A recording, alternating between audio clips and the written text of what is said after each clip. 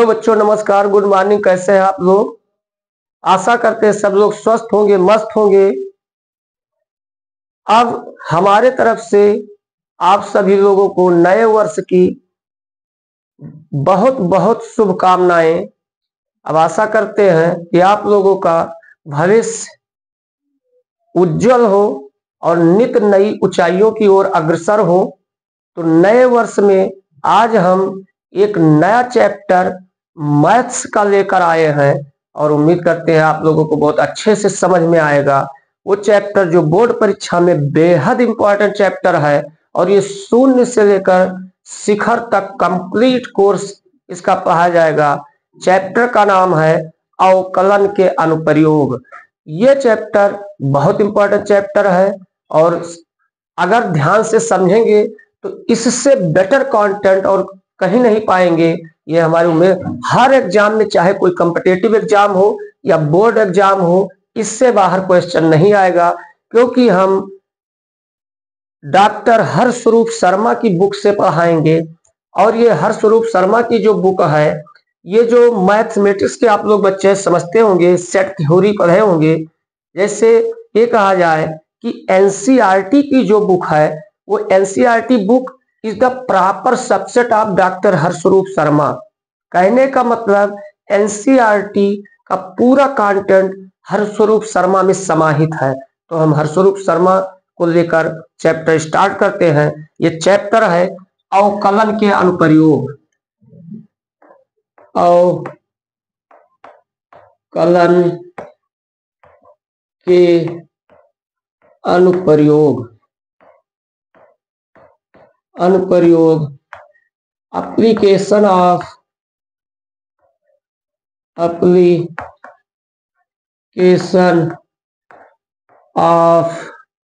Derivatives. Application of derivatives. तो आज हम आप लोगों के सामने ये चैप्टर लेकर आए हैं। अच्छे से समझिए, कोई जल्दबाजी नहीं है। देखिए एक बात, पहले तो ये चैप्टर स्टार्ट होता है, कहाँ से स्टार्ट होता है? फिजिक्स क्लास 9th में भी पढ़े होंगे और उससे अच्छा फिजिक्स 11th क्लास में पढ़ाया गया है।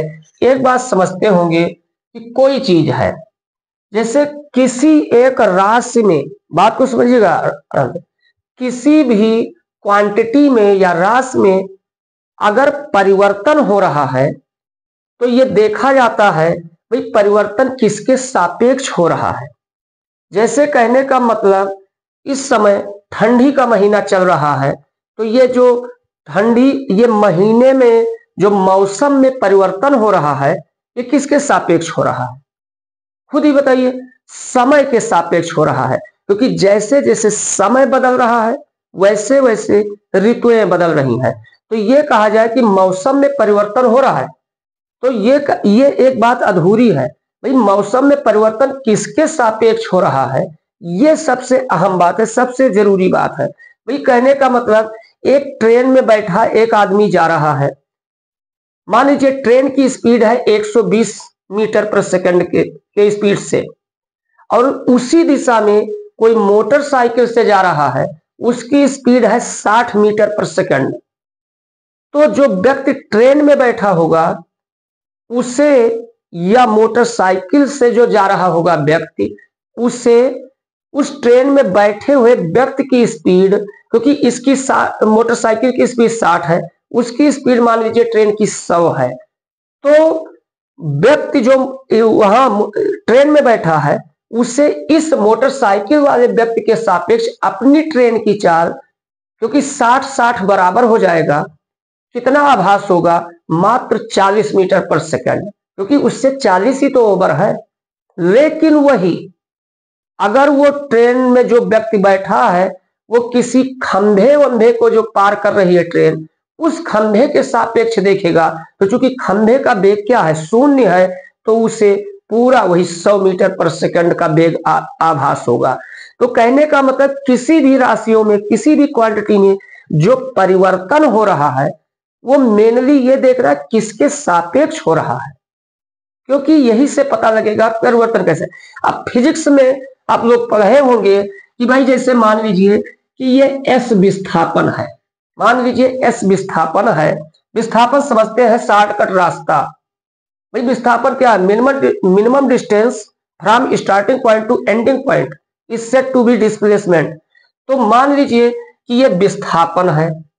अब विस्थापन जो ये विस्थापन है, अब ये विस्थापन में अगर परिवर्तन हो रहा है, विस्थापन में कोई व्यक्ति यहां था और वहां चला गया तो विस्थापन में परिवर्तन हुआ। लेकिन इतना कहने से काम नहीं चलेगा, ये विस्थापन में जो परिवर्तन हुआ है ये किसके सापेक्ष हुआ है, सबसे मेन ये है। तो अगर विस्थापन में परिवर्तन मान लीजिए, परिवर्तन मतलब डिफरेंशिएशन, डी का निशान, तो विस्थापन ये डी एस का मतलब क्या? विस्थापन में परिवर्तन। अगर ये किसके सापेक्ष हो रहा है? समय के सापेक्ष डी टी, तो ये ds बाई डी टी क्या कहेंगे?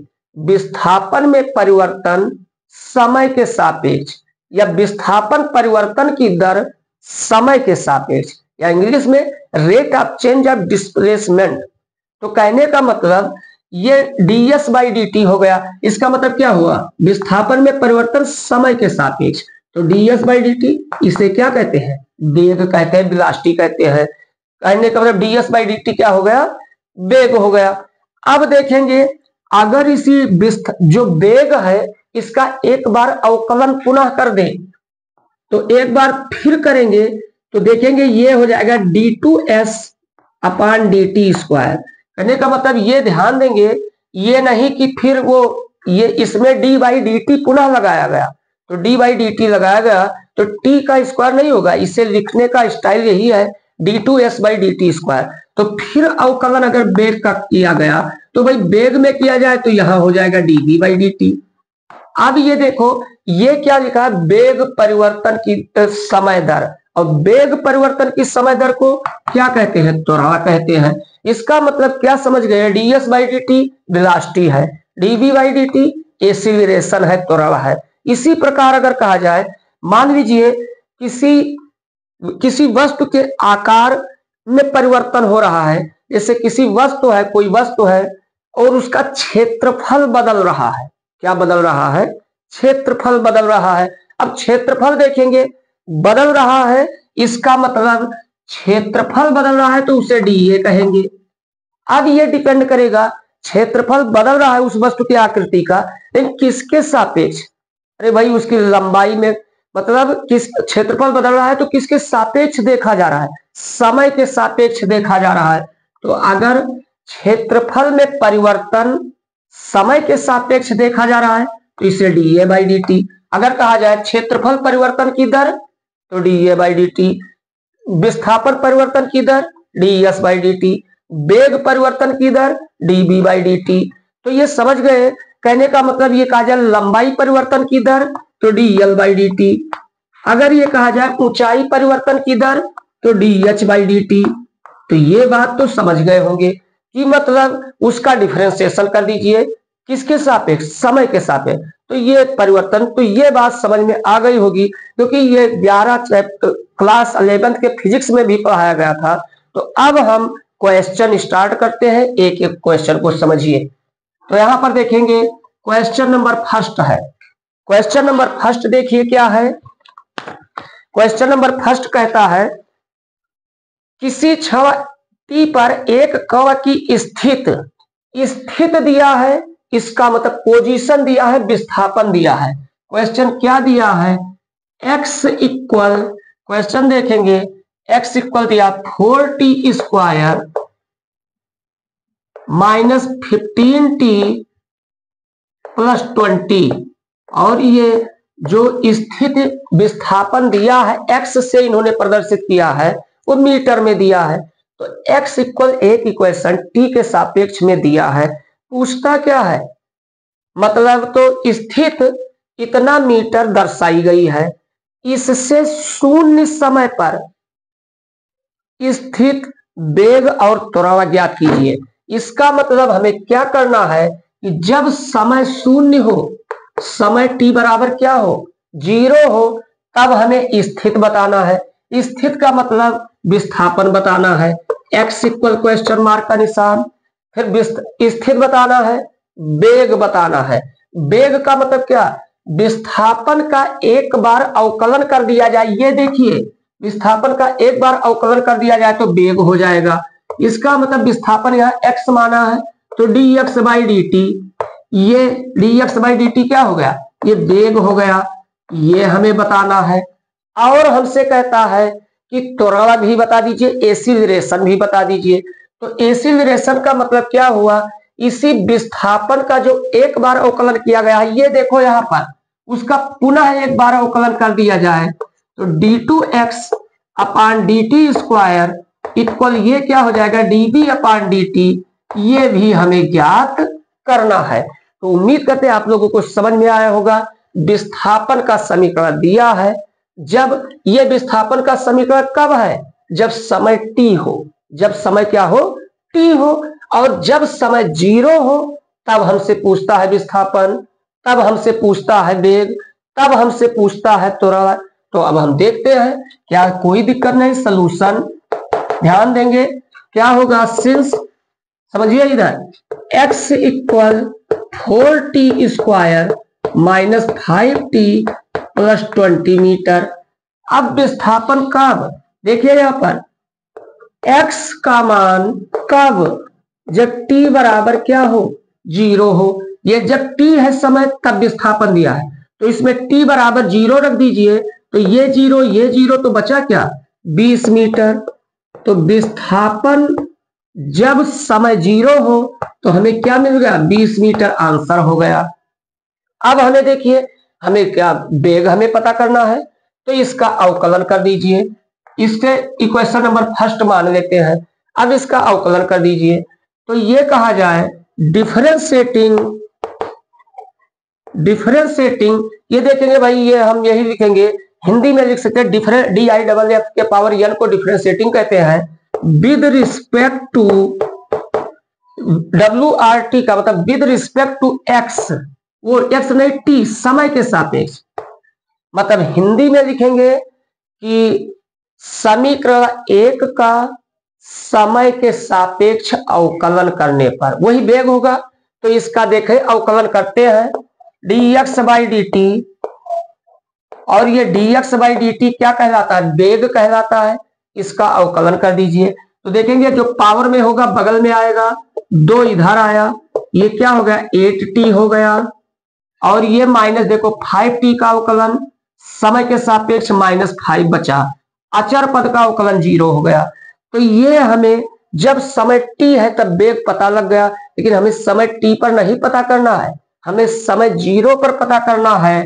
तो ये अगर कहा जाए dx by D T at the time t बराबर क्या, 0, तो जैसे ही यहां 0 रखेंगे ये क्या बचेगा, -5, ये वेग हमें मिल गया -5 मीटर पर सेकेंड हो गया।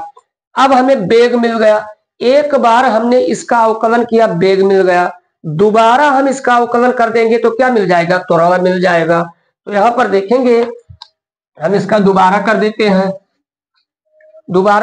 हैं, तो अब क्या हुआ, अगेन या पुनः अगेन क्या होगा, डिफरेंशिएटिंग इक्वेशन।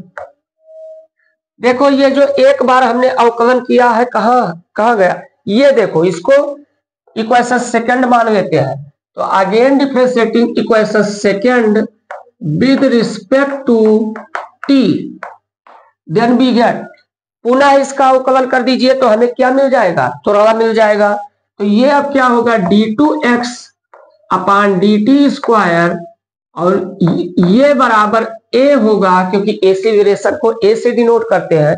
और यहां पर देखिए इसका फिर अवकलन करेंगे तो ये t का 1 हो जाएगा, केवल क्या बचेगा, 8 बचेगा मीटर पर सेकेंड स्क्वायर आंसर। तो उम्मीद करते हैं भाई, एक बात समझिए कि हमें x बराबर t में समीकरण दिया था, t बराबर 0 पर विस्थापन ज्ञात करना था, उसी समीकरण में t बराबर 0 रख दीजिए, विस्थापन आंसर मिल जाएगा। t बराबर 0 पर हमें वेग ज्ञात करना था, एक बार जो x बराबर दिया उसे t के सापेक्ष अवकलन कर दीजिए, dx बाई डी टी निकाल दीजिए, फिर t बराबर 0 रख दीजिए, वेग मिल गया। फिर वेग का पुनः एक बार अवकलन कर दीजिए तो वो हमें त्वरण मिल जाएगा और उसमें t बराबर 0 रख दीजिए, वो रिक्वायर्ड आंसर हो जाएगा। अब अगला क्वेश्चन देखेंगे, क्वेश्चन नंबर 2 को देखेंगे। क्वेश्चन नंबर 2 क्या कहता है, देखो क्वेश्चन नंबर 2 में दो पार्ट दिया है। वृत्त के क्षेत्रफल के परिवर्तन की दर इसकी त्रिज्या के सापेक्ष ज्ञात कीजिए। कितना अच्छा क्वेश्चन। कहा है वृत्त के क्षेत्रफल के परिवर्तन की दर, इसका मतलब क्षेत्रफल के परिवर्तन की दर ज्ञात करना है। तो जैसे इन्होंने कहा क्षेत्रफल के परिवर्तन की दर, इसका मतलब डी ये हमें ज्ञात करना है। मगर इन्होंने कहा क्या, किसके सापेक्ष, वृत्त की त्रिज्या के सापेक्ष। इसका मतलब जिसके सापेक्ष कहता है वो नीचे है। त्रिज्या को अगर हम स्मॉल आर मानते हैं तो देखो क्षेत्रफल परिवर्तन की दर किसके सापेक्ष, त्रिज्या के सापेक्ष। हमें डीए बाई डी आर ज्ञात करना है, क्वेश्चन मार्क का निशान। इसमें दो पार्ट दिया है। जब फर्स्ट नंबर दिया है आर बराबर 3 सेंटीमीटर, आर बराबर 3 सेंटीमीटर, सेकेंड नंबर दिया है आर इक्वल 4 सेंटीमीटर। अब बताओ दोनों में बस केवल इतना फर्क है, इसमें आर बराबर 3 सेंटीमीटर, इसमें आर बराबर 4 सेंटीमीटर। एक खंड हम लगा देते हैं, दूसरा खुद लगा लेंगे। तो देखेंगे यहां पर वृत्त का क्षेत्रफल, वृत्त के क्षेत्रफल की परिवर्तन की दर त्रिज्या के सापेक्ष ज्ञात करना है। तो देखेंगे वृत्त का क्षेत्रफल मतलब एरिया ऑफ सर्किल ए बराबर क्या होता है, पाई आर स्क्वायर होता है। अब एरिया ये पाई आर स्क्वायर होता है। अब डीए बाई डी आर निकालना है तो इसका अवकलन कर दीजिए। तो डीए अपान डी आर, देखो आर के सापेक्ष, जैसे आप लोग अवकलन में एक्स के सापेक्ष करते हैं तो डी एक्स नीचे लिखते हैं, या आर के सापेक्ष तो डी आर लिख दिए। जिसके जैसे अवकलन चैप्टर में जो भूमिका एक्स की होती थी वही भूमिका इसमें किसकी है, आर की है। तो अवकलन करते हैं।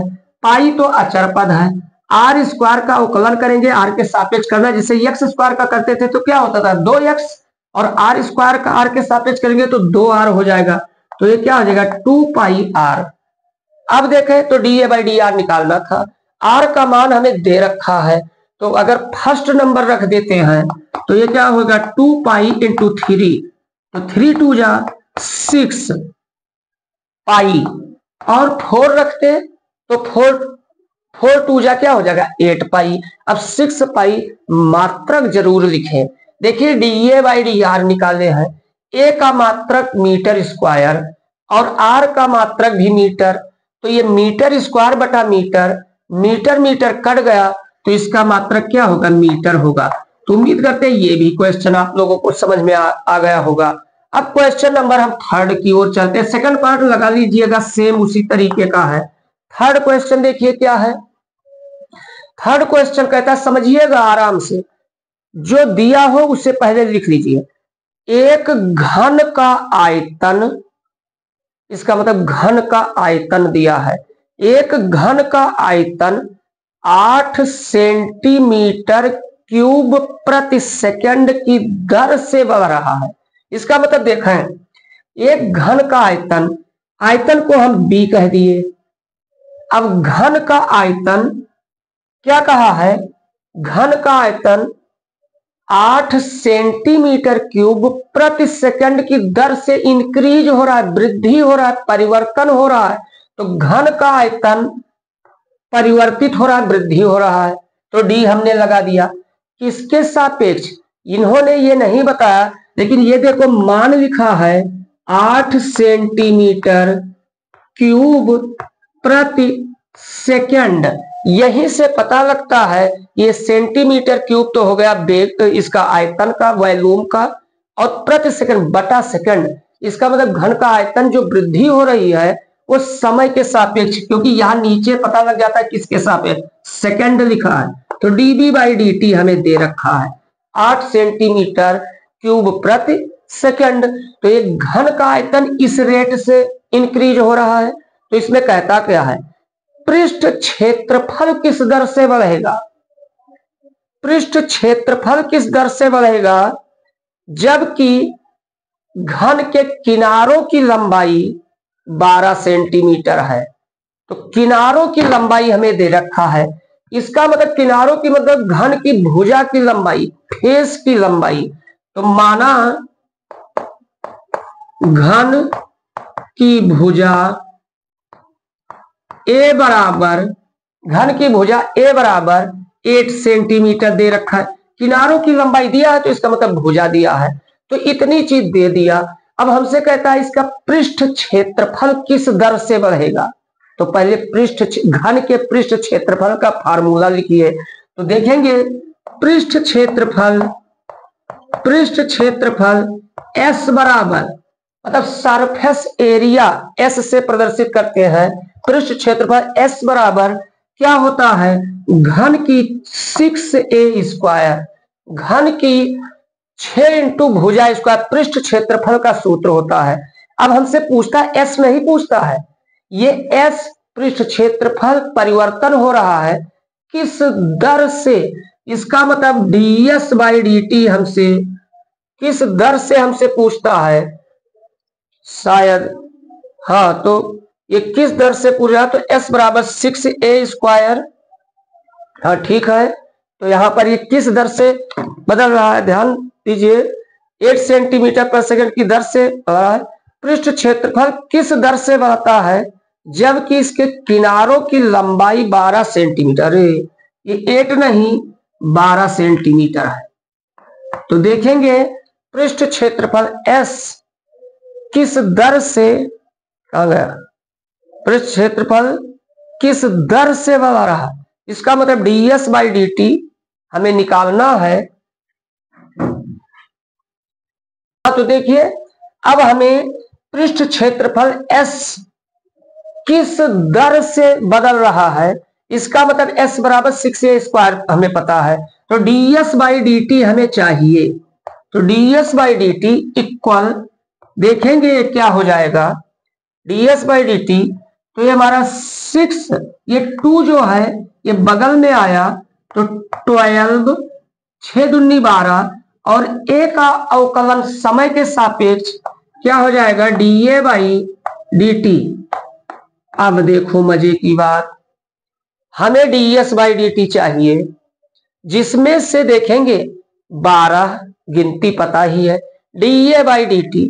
अब हमें dA बाई dt अगर पता हो जाए तो इसमें रख देंगे, हमारा आंसर हो जाएगा। लेकिन क्वेश्चन में dA बाई dt ना देकर हमें दिया क्या है, dB बाई dt दिया है।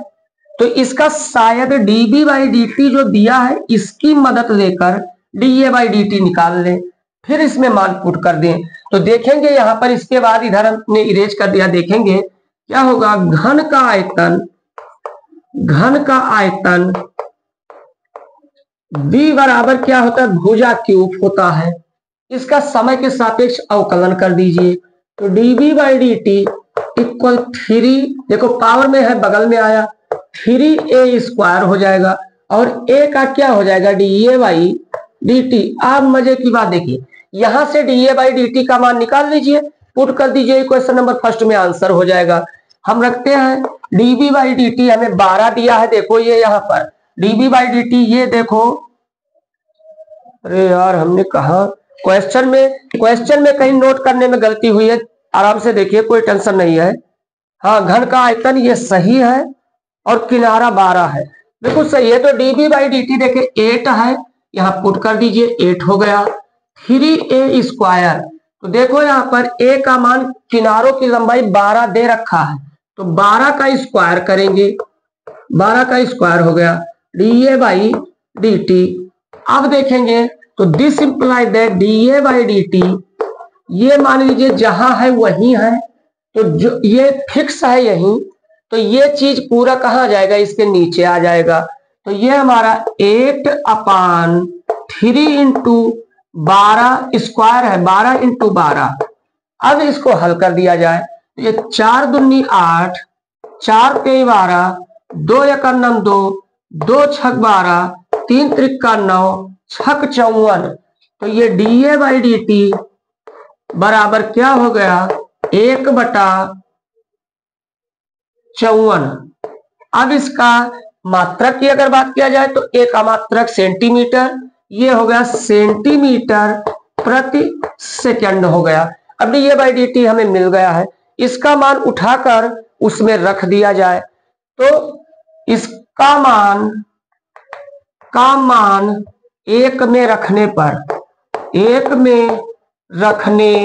पर रख दीजिए तो ds/dt इक्वल देखो क्या है 12 है इंटू dA/dt का मान 1/54 हो गया। इसको काट दिया जाए, देखते हैं ये हमारा 6 दूनी 12 6 नवाई 54, तो ये क्या हो गया ds/dt बराबर 2/9। मनो भाग दीजिए, मनो यहीं रहने दीजिए, इसका मात्रक लिखना s, ये पृष्ठ क्षेत्रफल है तो पृष्ठ क्षेत्रफल तो मीटर स्क्वायर प्रति सेकंड, तो ये हमारा आंसर हो गया। उम्मीद करते हैं आप लोगों को समझ में आया। आज हम एक बार हमें लाइन पकड़ाना था इसलिए स्लो चले हैं, कल से हम और तेज चलेंगे, बराबर हमारे वीडियो को देखेंगे तो 8 से 10 दिन में इसको बेहतरीन कंप्लीट किसी भी कंपटीशन एग्जाम बोर्ड एग्जाम के लिए अच्छा हो जाएगा, उससे बाहर कोई नहीं आएगा। तो अब बस फिर नेक्स्ट वीडियो में मिलेंगे।